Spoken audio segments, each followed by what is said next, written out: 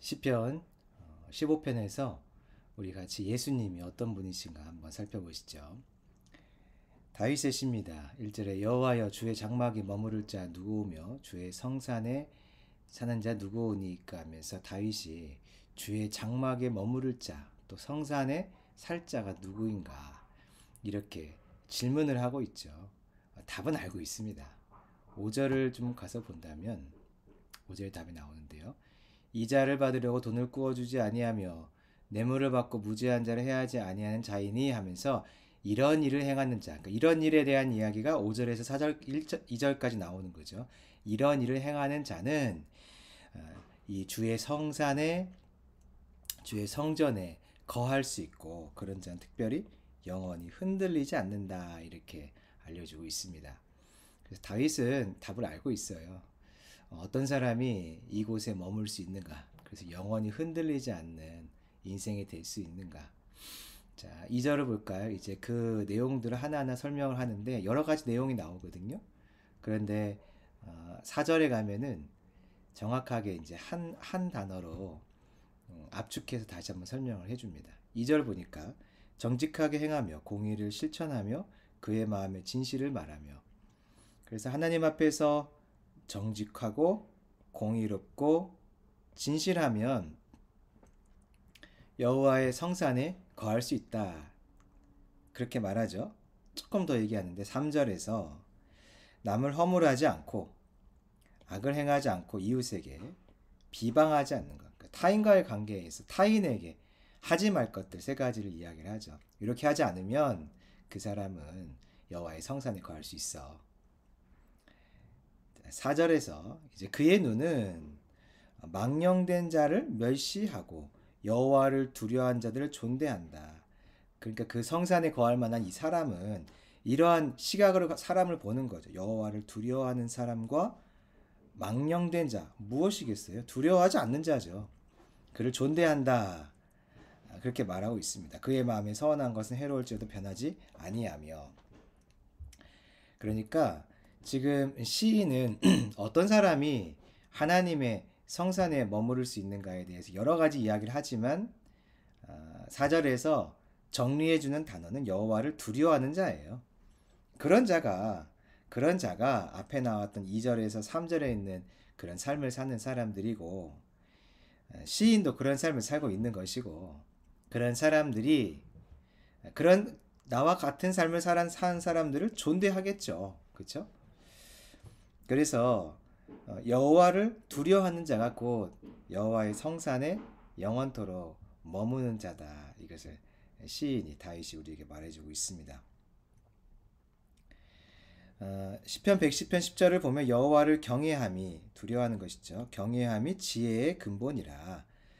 경외하는 자는 뭘 하냐? 계명을 지키는 자다. 그런 자가 곧 훌륭한 자다.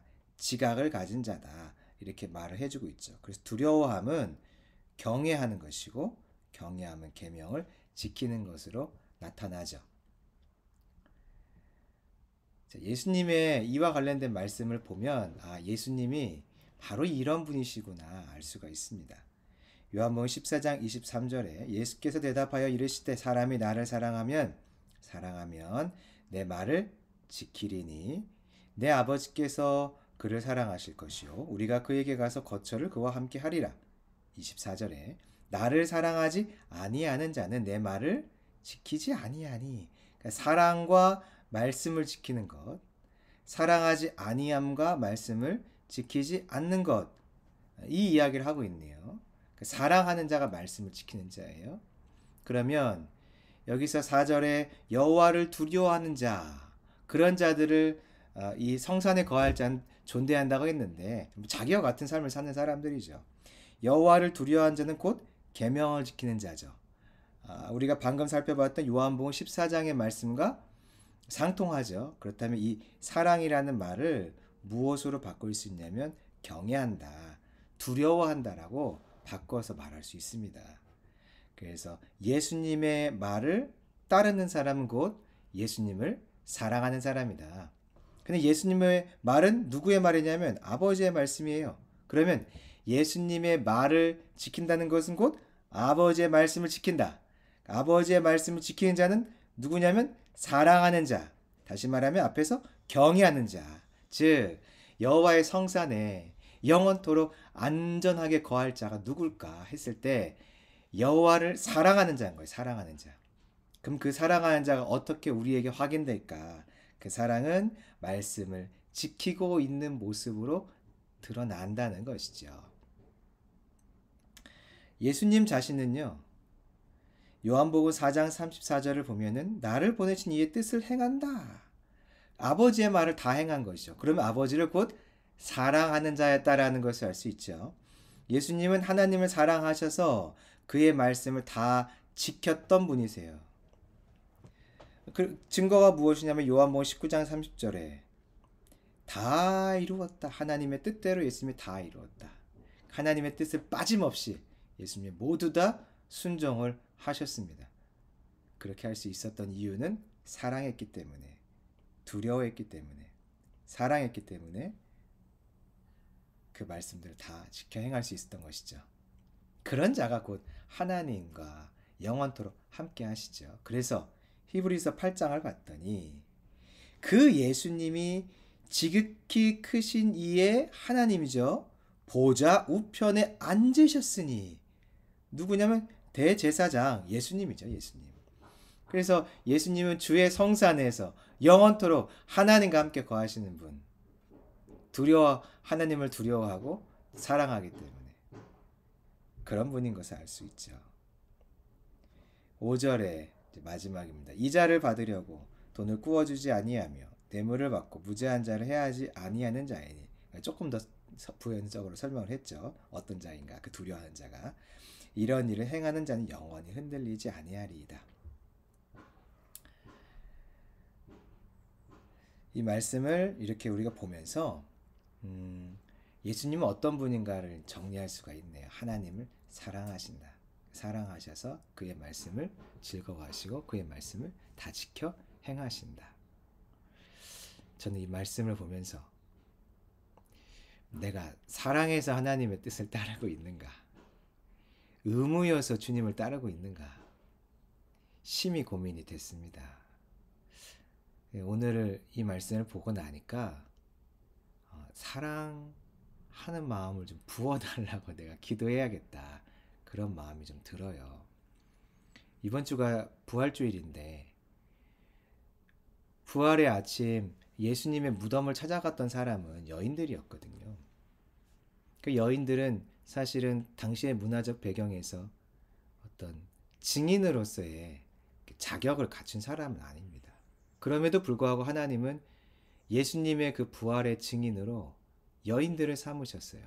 그러니까 그들을 가장 먼저 보내셨겠죠. 근데 이 여인들이 그 자리에 찾아올 때 어떤 마음으로 왔을까?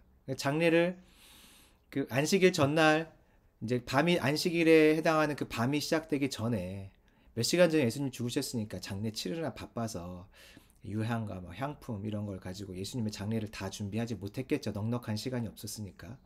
그래서 안식 후 첫날 새벽에 이른 아침에 예수님께 온 거예요. 근데 제자들은 안 왔어요. 제자들은 그 자리에 오지 않았어요. 무슨 차이가 있는 걸까? 혼자 고민, 묵상을 하는데 사랑이 들어가요. 사랑. 왜냐하면 그 자리에 가면 이제 예수님의 제자, 예수님을 따르는 자라고 하는 이제 그 낙인이 찍히지 않겠습니까? 무덤에 들어가려고 하면 그것을 지키고 있는 군인들에게 얘기도 해야 되고 사람들에게 내가 누구인지 여기 왜 왔는지 다 설명을 해야 되고 그러면 내가 예수님을 따르던 사람이라는 게 다 사람들한테 드러나잖아요. 근데 예수님이 처음 이제 죽으셔서 무덤에 들어갈 때도 함께 했고 이틀이 지난 다음에 3일째죠. 3일째에도 또 예수님을 찾아왔고 그 생명 걸고 가는 거 아니면 어떻게 그 가능할까? 사랑이었기 때문에 가능했더라고요. 사랑. 근데 이 여인들이 예수님이 하신 말씀은 들었기 때문에 기억 속에는 있는데 지금 이제 빈 무덤의 상태를 그 말씀으로 해석하진 못했거든요.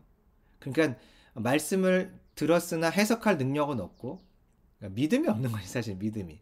그럼에도 불구하고 사랑하는 자는 하나님께서 다시 말씀을 부어주셔서 말씀으로 믿음이 회복되어지고 믿음으로 상황을 해석하여서 부활의 첫 번째 증인이 되도록 여인들을 사용하셨어요.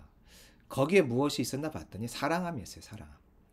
이 말씀을 보는데 나는 예수님을 사랑하나, 그 의무적인 사랑인지 지식의 사랑인지 마음을 들여서 전심으로 생명을 들여 사랑하는 것인지 제 안에 그렇지 않은 모습들이 있는 것이 참 많이 보였습니다. 사랑하는 자는 말씀을 행한다고 하거든요.